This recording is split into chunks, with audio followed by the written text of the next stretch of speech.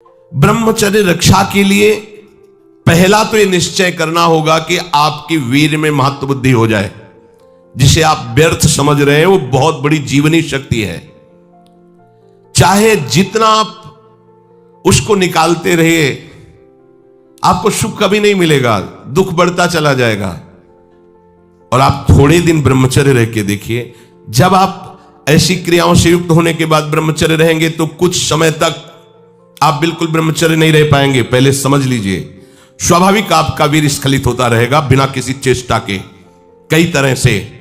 अब आपको घबराना नहीं, पर कोई क्रिया नहीं करनी है और संयम से रहना है।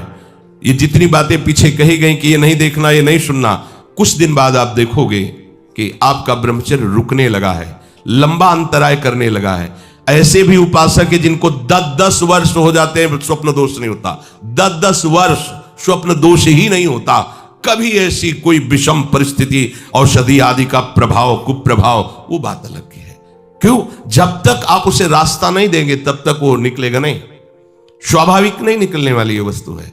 स्वाभाविक तो कभी ऐसे ही, अगर आपने शुरुआत से कभी भी ऐसी कुछ चेष्टा नहीं की है तो ये अपने आप में समर्थ। जो आसनों पे बैठने के लिए कहा जाता है, इससे सुषुम्ना नाड़ी खुलती है और ब्रह्मचर्य ऊर्ध्वगामी होने लगता है। ऊर्ध्वगामी ब्रह्मचारी साक्षात भगवत स्वरूप हो जाता है, उसे ज्यादा प्रयास करना नहीं पड़ता है। ऐसे कपड़े नहीं पहनने चाहिए जिनके दर्शन से कामुकता पैदा। यहां फटे कपड़े, बोले आज की नई फैशन चली है, चाहे जितना बढ़िया वो पैजामा हो, उसे पैंट जीन्स जो भी कहते, उसको काट के पहनना पड़ता, फाड़ के 2-4 जगह। वाह क्या बढ़िया बात है। जरा सा फट जाता था तो सिला जाता था, आज फाड़ के पहना जाता है। इसको बड़े आदमी कहते हैं। जितना जो फटा पहने हो, हाँ देखो कैसी बुद्धि विपरीत होती चली जा रही। उसे वीआईपी कहते हैं, जो जितना कम कपड़ा जो करे करे, भगवान उनकी रक्षा करे। और ब्रह्मचर्य रहने के लिए कम से कम 2 बार सर्वांग स्नान अत्यंत आवश्यक है। अगर आप सोच कई बार जाते हैं, कोई ऐसी परिस्थिति आ जाती है तो कमर से स्नान कीजिए, पर 2 बार तो स्नान होना ही चाहिए आपके शरीर का। उससे ब्रह्मचर्य को सहायता मिलती है, शरीर की गर्मी नष्ट होती है और हमारे भाव में भी पवित्रता आती है। 2 बार स्नान करने से शरीर की गर्मी नष्ट होती है। ये महकुआ साबुन और वो जो लगा के जरूरत नहीं है। अगर आपको शरीर को स्वस्थ रखना है तो आप रगड़ करके ऐसे ही नहाइए। ये जो रज हम लगाते हैं ना, ये अपने आप में बहुत सामर्थ्यशाली है। जब आप नहाओगे तो जो रज लगी ना, वो और छिद्रों को साफ कर देगी। स्नान कर फिर आपको साबुन लगाने की जरूरत। यदि आप त्वगेंद्री को कोमल सुगंधित साबुनों से तो आपके अंदर कामुकता बढ़ेगी। ध्यान रखना, आपकी त्वगेंद्री जितनी कोमल होगी उतने में विकार बढ़ेंगे, और आपकी त्वगेंद्री जितनी ऐसे रुक्ष होती जाएगी उतने ही आप निर्विकार होते चले जाएंगे। इसका बहुत बड़ा असर होता है। कोमल कोमल वस्त्र, कोमल ऐसे त्वगेंद्री बना लेना, ये परमार्थ के लिए ठीक बात नहीं है। इसीलिए सीधे रज लगाओ, सीधे मोटे जो भी कपड़े जैसे मिले उनसे शरीर को ढको।